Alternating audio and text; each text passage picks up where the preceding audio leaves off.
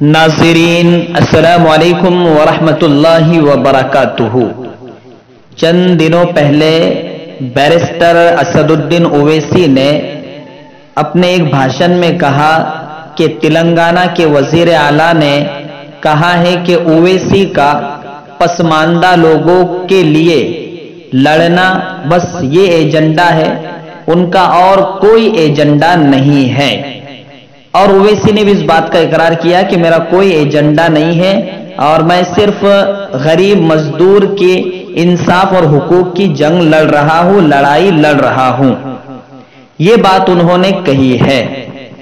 और जहां तक मेरी कम इल्मी कहती है कि ये जो तरीका इख्तियार किए हुए है और जिस तरीके कार से ये मजदूर और पसमानदा लोगों की सियासी लड़ाई लड़ रहे हैं, इस तरीके कार से मैं अपनी कम इल्मी की बुनियाद पर कहता हूं कि ये अपने मकसद में कामयाब नहीं हो पाएंगे।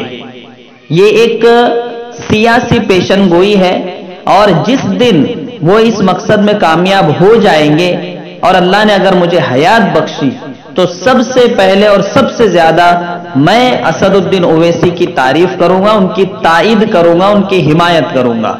मुसलमानों को ये सोच लेना चाहिए, ये समझ लेना चाहिए कि वो लीडरान जो सिर्फ जात वात और एक साइड की लड़ाई लड़ते हैं वो कभी भी कामयाब नहीं हो पाते हैं। जमहूरी मुल्कों में वक्ती तौर पर शोर शराबा होगा, उनकी वाहवाही होगी जैसे असद ओवैसी की होती है। मुसलमान के कुछ नौजवान बच्चे जज्बात में आकर कहते हैं कि असद ओवैसी तो बस पूछो ही मत। लेकिन याद रखिए ये जो तरीका वो इख्तियार किए हुए है और जिस सिस्टम पर वो चलते हुए इंसाफ की लड़ाई लड़ रहे हैं, ये हमारे सामने कश्मीर एक मिसाल है, मोटी मिसाल है। 70 साल से उन्होंने अपने आप का दर्जा बहाल रखा, लेकिन इसी सियासी प्लेटफार्म से उनके दर्जे को छीन लिया गया। कोई कुछ भी नहीं कर सका। महबूबा मुफ्ती फारूक अब्दुल्ला कोई कुछ नहीं कर सका, जबकि असद ओवैसी के मुकाबले में ये लोग बहुत ज्यादा मजबूत थे। लेकिन हमारे सामने दलील है, मिसाल है।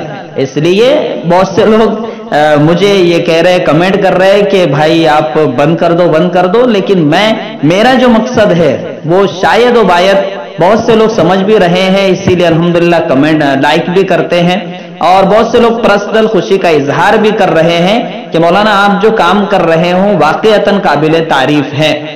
मुझे ना तारीफ की परवाह है और ना मजम्मत की परवाह है। ये एक सियासी चीज है और सियासी चीज में इख्तिलाफ होते हैं। जो चाहने वाले होते हैं वो उधर से तारीफ करते हैं, बुराई करते हैं हमारी, और जो नहीं चाहने वाले होते हैं वो हमारी तारीफ करते हैं, उनकी बुराई करते हैं। तो ये सियासी चीज है, इससे मुझे कोई फर्क भी नहीं पड़ता। कोई कमेंट कुछ भी करे, क्या भी करे, डिसलाइक करे, उससे कोई फर्क नहीं पड़ने वाला।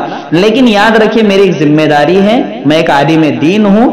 इस जिम्मेदारी के तहत मैं बार बार ये आपको आगाह करने की कोशिश कर रहा हूं, आपकी मालूमात में इजाफा करने की कोशिश कर रहा हूं कि बैरिस्टर असदुद्दीन ओवैसी की तड़प सोच अल्लाह बेहतर जानता है, मैं उस पर भी कुछ नहीं कह सकता हूं।